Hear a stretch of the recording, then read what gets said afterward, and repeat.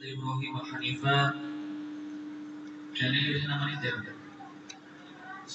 Assalatu wassalamu ala sayyidina Muhammadin Nabil Mustafa wa ala alihi wa sahbihi ahli sidqi wal wafa la hawla wa la quwwata illa billah. Amma ba'd. Ingkang kula hormati panjenengan Shahibul Hajat satu lagi ingkang kula hormati kula muliakan panjenenganipun Abah kula, Abah Pur, ingkang kula hormati Pak Warsono, Bapak Eril, lan kanca-kanca sedaya ingkang sampun rawuh teng mriki.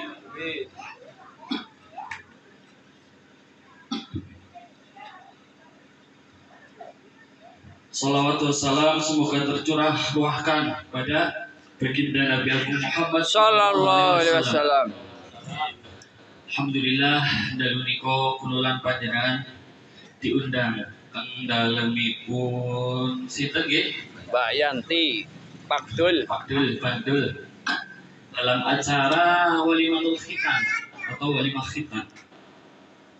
Khitan niku dalam bahasa Arab khotona yang artinya memotong atau dalam istilah memotong nopo nggih kulit atau kuluf yang melekat pada bagian kemaluan supaya terhindar dari najis. Nopo niku khitan? Mari kita lihat hadisnya. Al-fitratu khamsun. Fitrah yang melekat pada manusia itu ada 5. Ketika pertama disebutkan napa mawon nggih fitrah? 5 niku napa mawon? Sunat, mencukur bulu kemaluan, mencukur bulu ketiak, lalu mencukur kumis, memotong kuku. Karena dalu niku adalah acaranya khitan, fitrah yang pertama adalah al-khitan. Nabi tidak menyebut khitan dengan potong, tapi Nabi menyebut khitan dengan fitrah. Jadi dalam bahasa hadisnya, apa itu khitan? Khitan adalah sebagian dari fitrah. Bagian dari apa nggih? Fitrah. Bagian dari fitrah. Dan yang jadi persoalannya adalah apa niku fitrah? Allah dawuh teng Quran surah 30 ayat 30. Faqim wajhaka lid-dini hanifa fitratallahi allati fataran nas 'alaiha. Hadapkan dirimu pada semua ketentuan syariat dengan kafah, dengan benar. Maka ketika orang-orang mengerjakan tuntunan syariat agamanya dengan baik, itulah fitrah yang melekat pada kehidupannya. Fitrah disebutkan dalam Al-Quran untuk menunjuk seorang anak yang taat kepada Allah Subhanahu wa Ta'ala, hamba yang mau menunaikan tuntunan syariat agamanya. Maka dari itu ketika orang tua membuat acara seperti ini, acara nopo nggih walimatul khitan, itu untuk membuat syariat atau menerapkan syariat khitan, maka kemudian dipotong bagian yang melekat pada tubuhnya. Itu tidak hanya sekedar dipotong, tapi nopo faqim wajhaka lid-dini hanifa. Ketika seorang sudah disunat, berarti ia bertekad dengan sunatnya untuk lebih dekat dengan Allah Subhanahu wa Ta'ala. Maka dari itu dalu niko yang sepah niku damel acara kados niki niku tidak hanya ingin menampilkan kepada kita semua bahwasanya anaknya itu sudah dikhitan, tetapi tidak lain tidak bukan ingin menunjukkan kepada kita semua bahwasanya mulai dari hari ini muncul tugas dari Allah kepada Shahibul Hajat selaku orang tuanya untuk mendidik anaknya supaya lebih dekat dengan Allah Subhanahu wa Ta'ala. Jenengan ngertos Maryam nggih? Maryam ngertos?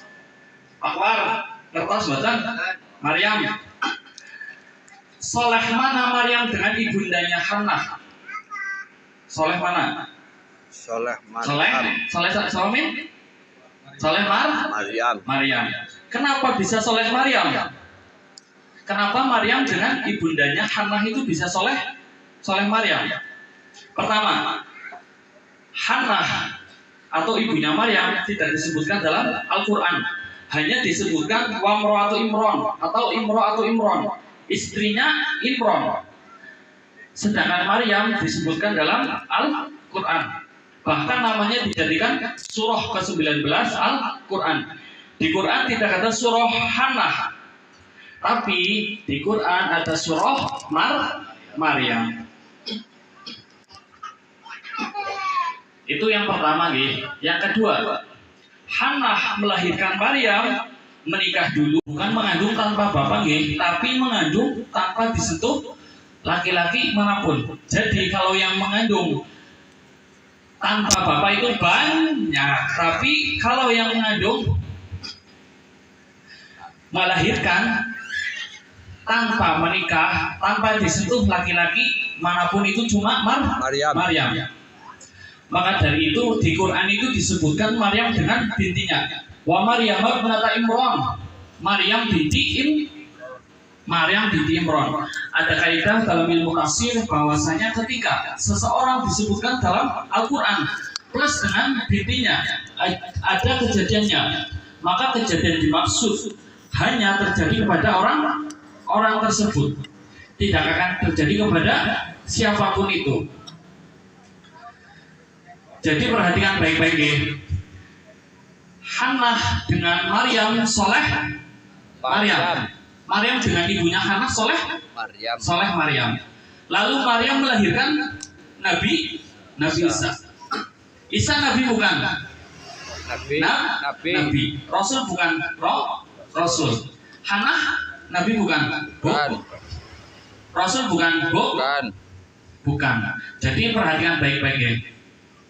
Ketika Hannah melahirkan Maryam lebih baik dari ibundanya. Lalu ketika Maryam melahirkan Isa lebih baik dari ibundanya plus kakek neneknya.